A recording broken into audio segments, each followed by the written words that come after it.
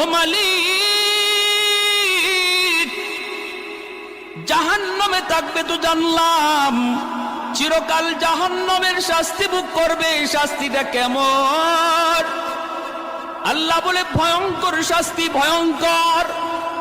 সাধারণ জাহান্নামীরা এত শাস্তি পাবে না যতটা শাস্তি পাবে একজন খুনি।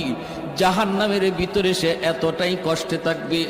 জাহান্নামের আযাবেরও ধরন আছে রে ভাই, সবার আযাবের ধরন কিন্তু একরকম নয়।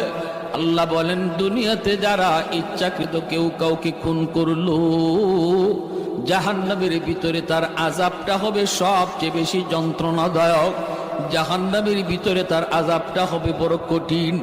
এজন্য ভাই একটু খেয়াল করে শুনো রে আল্লাহর গোলাম। মায়ার নবী বলেন, হাসরের মাঠে আল্লাহ আদালত নিয়ে যখন বসবে, বিচার